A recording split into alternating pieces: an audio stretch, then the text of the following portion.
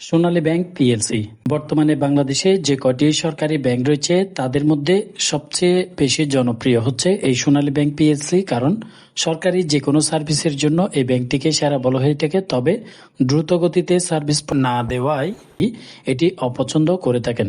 এই সোনালী ব্যাংক পিএলসিতে যারা এফডিআর করতে চান ফিক্সড ডিপোজিট করে 3,50,000 টাকা, এর জন্য এই ভিডিওটি 3,50,000 টাকা যদি ফিক্সড ডিপোজিট করে রাখা হয় প্রতি মাসে সোনালী ব্যাংক কত টাকা করে মুনাফা দিবে এবং কাদের জন্য এই এফডিআর অ্যাকাউন্টটি। সোনালী ব্যাংকে যদিও মাসিক মুনাফার এফডিআর এর রেট এবং হিসাব আগে ছিল না, বর্তমানে এটি চালু রয়েছে।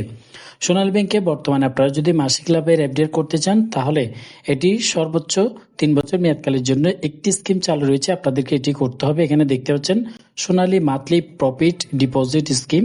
এটার বর্তমান যে মুনাফার হার সেটি হচ্ছে 8.25%। এই হারে আমরা ক্যালকুলেশন করব 3,50,000 টাকায় প্রতি মাসে কত মুনাফা দিবে। তার আগে নিয়মটা বলি, সোনালী ব্যাংকের বাংলাদেশের যে কোনো শাখায় গিয়ে আপনারা এই এফডিআর অ্যাকাউন্টটি করতে পারবেন। শর্ত হচ্ছে 18 বছরের ঊর্ধ্ব বয়সী হতে হবে, ভোটার আইডি কার্ড, পাসপোর্ট অথবা ড্রাইভিং লাইসেন্স থাকতে হবে, সাথে আপনার বিদ্যুৎ বিল অথবা গ্যাস বিলের ফটোকপি নিয়ে যাবেন এবং যেদিন এফডিআরটি করতে চান সেদিন টাকাটি সঙ্গে নিয়ে গেলেই আপনারা একদিনের মধ্যে এফডিআরটি করতে পারবেন।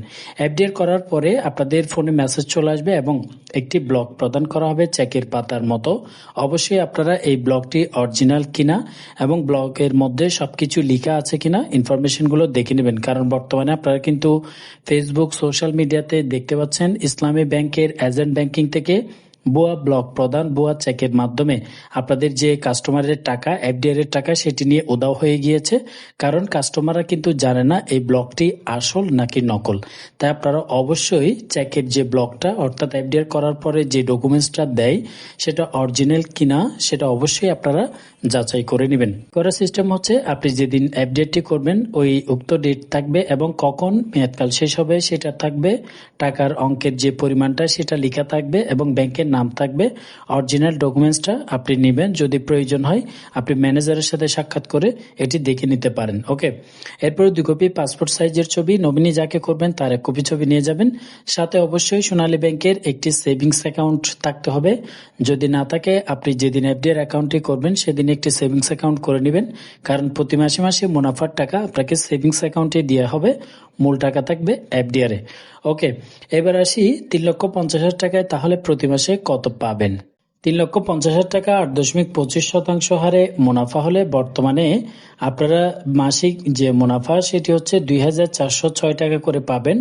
অর্থাৎ 2,406 টাকা, এটা হচ্ছে 10% উৎসকর কাটার পরে। এখান থেকে 10% উৎসকর কেটে নেবে, উৎসকর হিসেবে 240 টাকা কেটে নেওয়া হবে।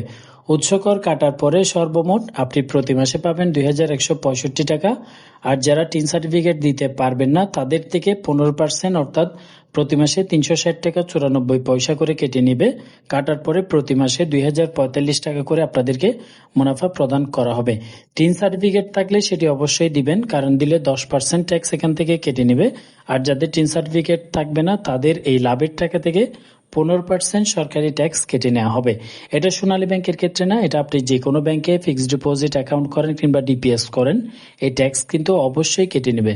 তার জন্য যাদের টিন সার্টিফিকেট থাকবে শুধু টিন দিলে হবে না, সাথে প্রতি বছর যে আপনি সরকারকে ট্যাক্স প্রদান করছেন তার ট্যাক্সের যে রিটার্ন স্লিপ, এই স্লিপটাও আপনাকে সাথে জমা করতে হবে। তো এই হচ্ছে নিয়ম। সোনালী ব্যাংকে বর্তমানে এফডিআর করতে পারবেন। আপনি যদি নির্দিষ্ট কোনো অ্যামাউন্ট রাখতে চান সেটি অবশ্যই কমেন্ট বক্সে জানাতে পারেন।